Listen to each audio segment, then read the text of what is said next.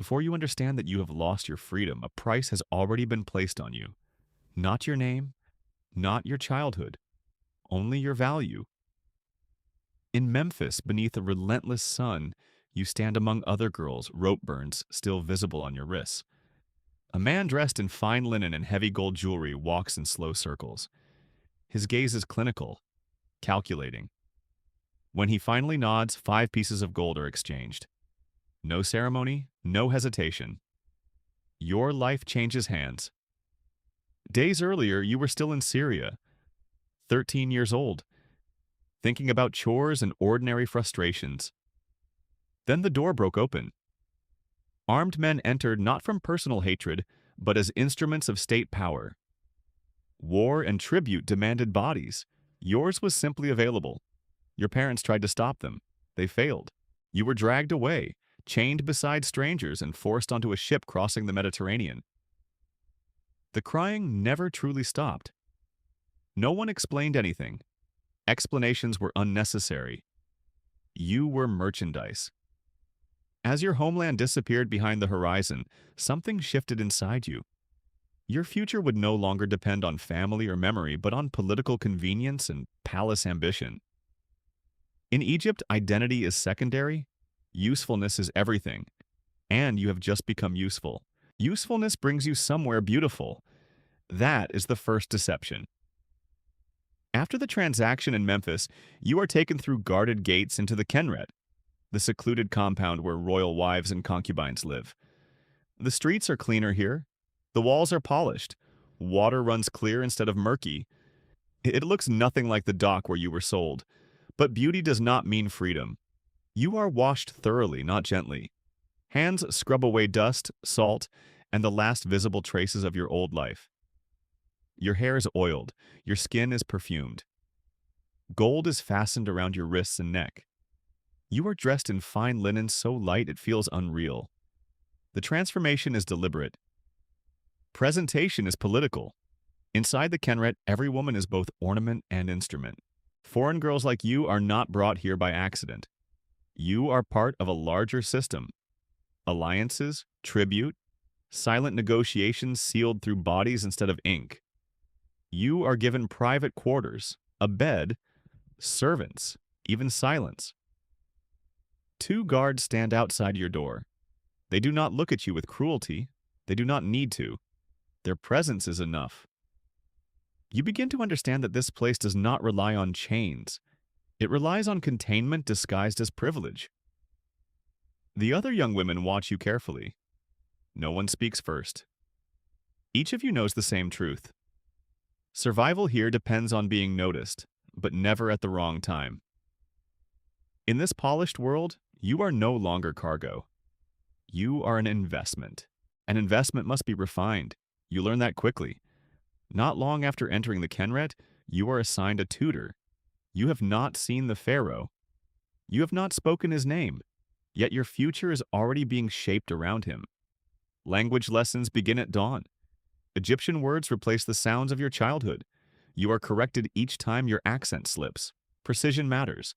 One misplaced phrase in court could cost more than embarrassment. You are taught how to walk without haste, how to lower your eyes without appearing weak, how to speak without revealing opinion. Etiquette here is not decoration, it is armor. Older servants watch you with a mixture of caution and quiet pity.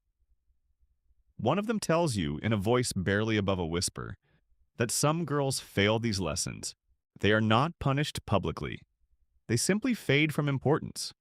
In this world, invisibility is a form of exile. Weeks pass under constant evaluation. You practice reading basic texts. You memorize ritual gestures. You rehearse responses to questions you have not yet been asked. Every movement is measured against an invisible standard. Could you stand beside a ruler without diminishing him? You begin to understand the truth of the Kenret. It is not a sanctuary for pleasure. It is a training ground for influence. And you are being prepared not merely to survive, but to function within a system where favor determines destiny. The first time you see him, it is not in private. It is during a public ceremony surrounded by priests, banners, and controlled spectacle. The Opet festival fills the streets with incense and chanting. Statues of gods move through the crowd, and behind them walks the pharaoh, young, composed, carefully observed by everyone watching him. You were trained for this moment, though no one said it aloud. You stand among other women of the Kenret, adorned in linen and gold, arranged as part of the visual order of the court. You lower your eyes when protocol demands it. You lift them only briefly, and he notices. It is not dramatic, not theatrical. Just a pause in his gaze that lingers half a second too long. But in a palace built on hierarchy, half a second is enough. Later, you are summoned. The private meeting is quieter than you imagined. No divine aura, no thunder. Just a ruler who speaks in measured tones, studying you with interest rather than indifference. You answer carefully, aware that every word is being weighed. By the next morning, the Kenret feels different. Conversations soften when you enter. Eyes follow you. The great royal wife does not confront you directly, but her silence is deliberate. In this court, attention is a currency, and you have just received an advance payment. Power shifts quietly at first. You feel it before anyone announces it. When you realize you are carrying the pharaoh's child, the air around you changes. Servants become more attentive. Guards more alert. Whispers multiply behind walls. In the Kenret, pregnancy is not private news. It is a political event. If the child is a son, your position strengthens. If the child dies, or if you do, your brief rise ends without ceremony. Everyone understands the stakes. No one speaks them aloud. The great royal wife maintains her composure, but distance grows sharper. You are no longer merely a favored foreigner. You are a potential disruption to succession. In a dynasty sustained by bloodlines, motherhood can elevate or erase a woman overnight. Fear accompanies every passing month. Illness is common. Childbirth is uncertain. You learn quickly that survival in the palace depends not only on influence but on endurance of the body itself. When the labor finally comes, it is long and unforgiving. There is no dignity in it, only pain and waiting. Then a cry fills the chamber. A son. The announcement travels faster than any formal decree. The pharaoh arrives not as a distant ruler, but as a father claiming legacy. His approval is visible. In that moment, you are no longer expendable. You are the mother of possibility. Your son grows beneath constant supervision. Tutors surround him before he can fully read. Priests bless him before he understands the words. Every gesture he makes is observed, compared, measured against older princes who already stand ahead of him in line. Through him, your influence deepens. The pharaoh visits more often. Conversations that once ended at courtesy now extend into matters of governance. He asks your thoughts, not publicly, never formally, but enough that others begin to notice. In court, perception becomes reality. You are no longer simply the mother of a child. You are connected to a possible future. Then, without warning, the pharaoh falls ill. The palace reacts with rehearsed calm. Physicians come and go. Incense burns constantly. Official statements remain optimistic. Yet you see how quickly power begins to reposition itself around uncertainty. Courtiers drift towards stronger alliances. The great royal wife resumes quiet meetings behind closed doors. When the pharaoh dies, grief is public. Calculation is private. No heir has been formally declared. Your son is not the eldest. He is not the safest choice. But he exists within the royal bloodline, and that alone keeps him in contention. You are offered the option to withdraw quietly, to return to a lesser residence, to live comfortably and out of danger. You refuse, because a throne without a named successor is not chaos. It is opportunity. Opportunity alone is not enough. Your son may carry the pharaoh's blood, but he also carries yours. To the Egyptian elite, that matters. A ruler with foreign lineage invites resistance. Quiet objections begin forming long before any official council meets. So you move first. Marriage becomes your first instrument. Your son is pledged to his half-sister, a princess born of Egyptian royal blood. It is not romance, it is strategy.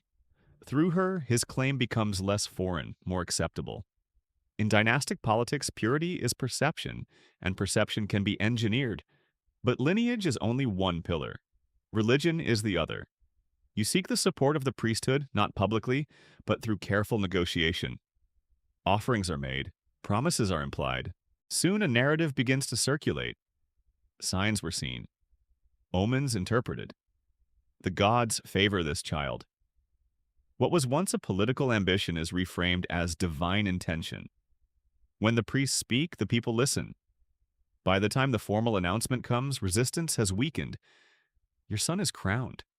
Not because every rival has disappeared, but because doubt has been redirected. Opposition now risks appearing impious. He is too young to rule in practice. That reality works in your favor. Power does not always belong to the one who wears the crown. Sometimes it belongs to the one who secures it. A child now wears the crown, but you hold the authority. Because your son is too young to govern alone, you assume the role that is never formally declared yet fully understood. Regent. Decrees pass through your approval. Petitions are redirected to your chamber.